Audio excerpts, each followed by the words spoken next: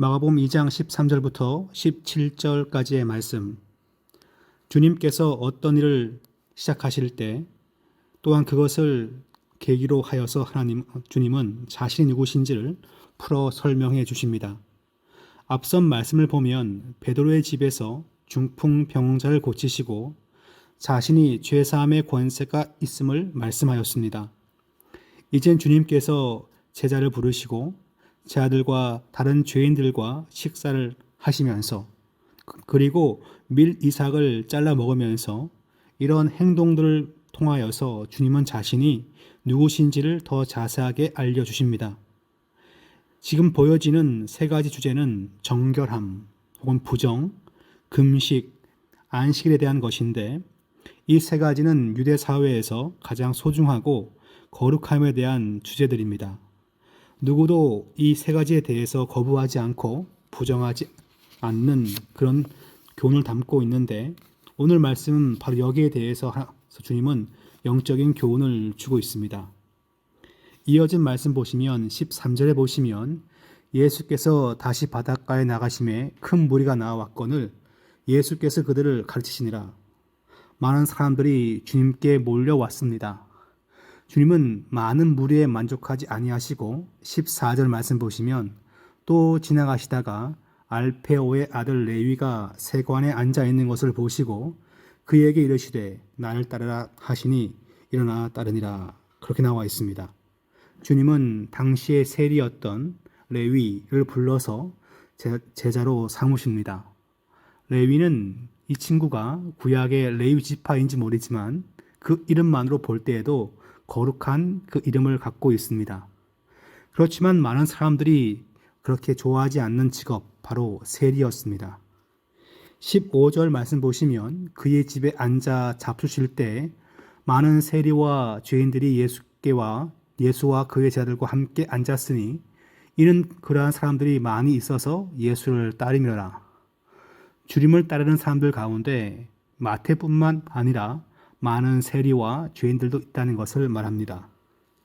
16절 말씀 보시면 바리새파 서기관들, 바리새인의 서기관들이라고 나와 있는데 이 바리새인들은 당시에 8,000명 내지 9,000명 있던 숫자였고 그들 가운데 극소수가 서기관들이 되었습니다.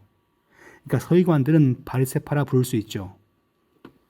말씀에 대해서 통달하고 있던 말씀의 깊이가 남달랐던 서기관들이 예수께서 죄인 및 세들과 함께 잡수시는 것을 보고 그의 제자들에게 이르되 어찌하여 세리 및 죄인들과 함께 먹는가? 부정한 세리, 부정한 죄인들과 함께 먹는다면 그 먹는 행위가 부정해진다. 이것이 레위기에 나와 있는 율법에 근거한 구약의 정결법이죠. 이에 대하여 17절 말씀 보시면 예수께서 들으시고 그들에게 이르시되 건강한 자에게는 의사가 쓸데없고 병든 자에게라야 쓸데있느니라. 나는 의인을 부르러 온 것이 아니요 죄인을 부르러 왔노라 하시니라. 그렇게 말씀하십니다. 주님은 병든 자 그리고 죄인을 부르러 왔다는 것을 한 번 더 확실하게 밝혀주십니다. 하나님의 구원 사역을 알리는 것 그것이 복음 전도인데 주님은 이런 죄인들을 향한 하나님의 구원 사역을 이루는 것, 주님은 곧 복음을 이루기 위해서 이 땅에 오신 분이심을 다시 한번 밝히십니다. 그래서 죄인과 주님은 밀접하게 관련된다. 주님은 죄인을 부르기 위해서 왔다는 것을 한 번 더 강조합니다.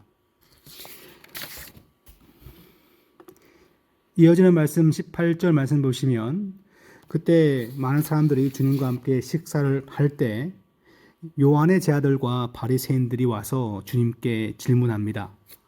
지금 말씀을 보시면 바리새인들이 금식하고 있는지라라고 나와 있고 사람들이 예수께 와서라고 나와 있어요. 이 사람들이 누구인가? 바리새인과 요한의 제자들인가? 혹은 이들의 제자들과 바리새인을 아는 어떤 다른 사람들인가? 의미는 불분명하지만 질문의 뜻만큼은 분명합니다. 여하간에 요한의 제자와 바리새인들의 제자들은 금식하고 있다는 것은 경건한 자들은 다 뭐합니까? 금식을 몸에 달고 산다는 거예요. 금식에 대해서 그 누구도 부인할 수 없고 부정할 수 없고 지금도 현대 교회에서 많이 금식을 하지요. 사람들이 예수께 와서 말하되 그들은 다 뭐합니까? 금식하는데 어찌하여 당신의 제자들은 금식하지 아니하니까 그렇게 말합니다. 이때 주님은 19절 보시니까 그들에게 이르시되 혼인집 손님들이 신랑과 함께 있을 때 금식할 수 있느냐? 신랑과 함께 있을 동안에는 금식할 수 없느니라 그렇게 말합니다. 20절 말씀 보시면 그러나 신랑을 빼앗길 날이 이르니 그 날에는 금식할 것이니라. 주님을 만난 자의 마음의 상태 그 뭡니까? 기뻐하고 감사하고 즐거워한다는 거예요. 모두가 다 주님과 관련된 그 한 주제를 가지고 주님은 전통적인 종교적인 그리고 모두가 인정하는 옛날 법을 주님은 주님과 만남 때문에 다 교통 정리가 된다는 것을 말하고 있죠. 그래서 금식이 아무리 중요하고 지금 많은 교회가 한다 할지라도 지금 이 말씀은 금식보다 중요한 것이 있는데 그것은 바로 신랑과 함께 있을 동안에는 기뻐하고 감사하고 그렇지만 신랑을 빼앗길 날 주님의 고통의 시간이 올 때에는 그날에는 성도들이 금식할 것을 말하고 있습니다. 21절과 22절은 말씀 가운데 숨겨져 있는 짧은 비유 말씀이죠. 생배 조각이 있는데 그것을 낡은 옷에 붙이는 경우는 없다는 것입니다. 배 조각 가운데 헌 배 조각을 붙여야 되지 낡은 것을 붙이면 당김이 다르기 때문에 헤어짐이 더하게 된다라고 나와 있고 22절 말씀 보시면 새 포도주를 낡은 가죽 부대에 넣는 자가 없나니 만일 그렇게 하면 새 포도주가 부대를 터뜨려 포도주와 부대를 버리게 되리라. 오직 새 포도주는 새 부대에 넣느니라 하시니라. 옛날 것과 새 것이 있고 옛날 옷 조각과 새 조각과 옛날 포도주 부대와 새 포도주가 있다면 새로운 것은 누구지 하니까 바로 주님을 얘기합니다. 과거의 사람들이 다 좋아하고 권위를 인정하고 숭배했던 것이라고 할지라도 주님이 만나게 되면, 주님이 오시게 되면, 주님이 통치하게 되면 모든 기준이 다 바뀐다는 것을 말하고 있습니다. 이어지는 말씀 보시면 23절부터 27절까지 말씀 보시면 이렇게 말씀이 나와 있습니다.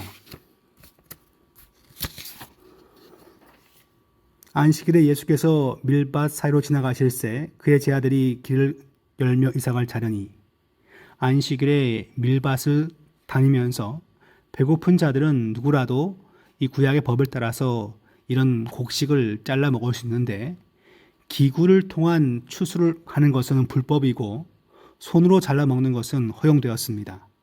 그것은 못 먹어 죽는 경우를 방지하기 위한 것이죠. 그런데 24절 말씀 보시면 바리새인들이 예수께 말하되 보시오 저들이 어찌하여 안식일에 하지 못할 일을 하나이까?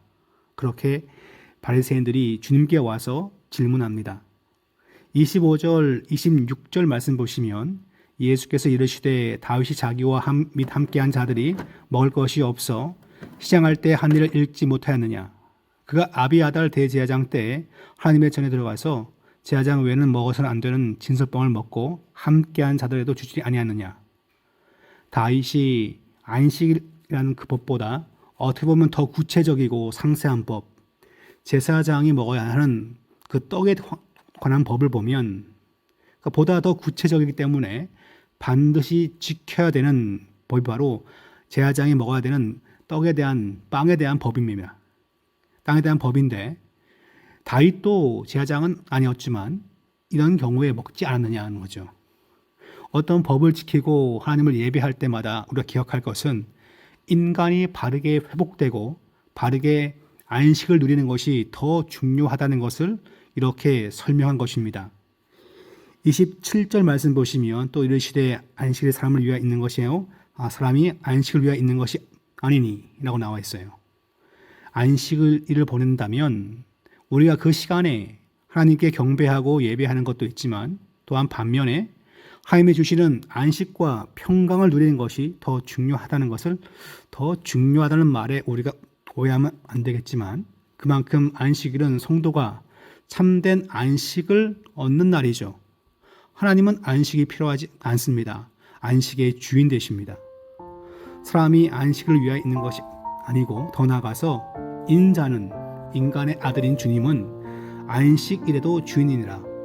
주님이 나타나시면 모든 기준이 다 바뀌는 것인데 바로 안식일조차도 무엇입니까? 그 주인은 주님이시기 때문에 우린 주님 주시는 안식과 평강 누리는 것이 안식일에 해야 할 중요한 덕목임을 바꾸어 말하고 있습니다. 법을 지키면, 예배를 드리면, 뭘 하면 잘 하는 것처럼 들리지만 그것이 정답이 되지 못하고 모든 것의 주인 되시는 주님을 만난 자에게 정결법이나 또한 금식에 대한 법이나 안식일에 대한 법도 다 바뀌는 것이고 주님이 재정비하는 것입니다.